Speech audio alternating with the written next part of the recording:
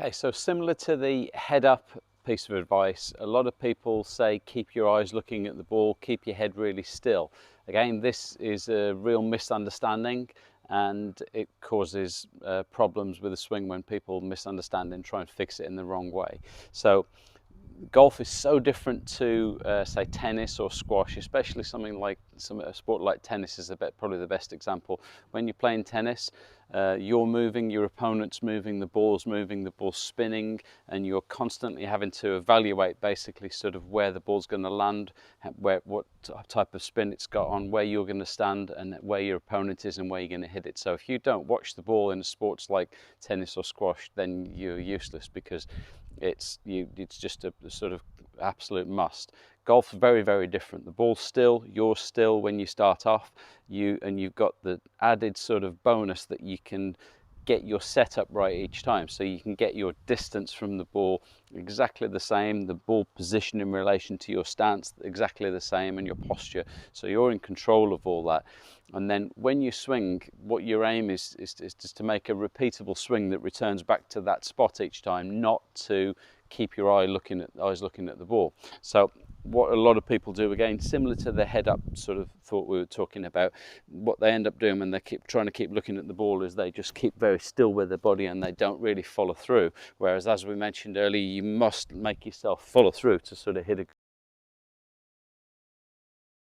is that if you try and keep your head too still, you often restrict the turn that's needed for a really good swing. So on the backswing, what you see if you look closely, especially at the best players, what you see is that as they get to the top of the backswing, they allow their head to turn very slightly. And what that does is it allows them to turn their shoulders a little bit further.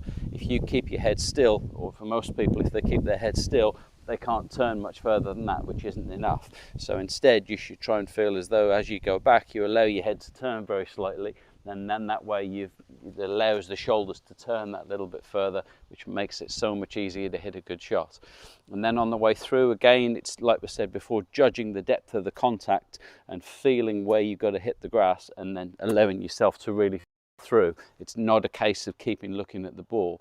As an extreme example to sort of hammer home this point, if you think of two of the best golfers that you'll ever see, David Duval, Open champion, Ryder Cup player, as he hit the ball he was like that. Annika Sorenstam, again unbelievable player, as she hit the ball she was like that. So not only were they not looking at the ball, their head was actually looking half towards the target at the point of strike, at the point of impact.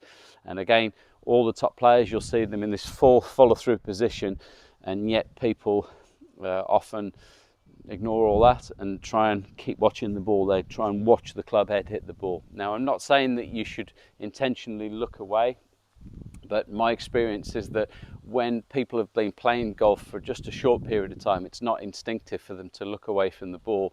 It's instinctive for them to lift it or steer it or things like that. But don't try and keep your head still. As you go back, allow your head to turn slightly so that you can turn your shoulders properly, brush the grass and follow right through.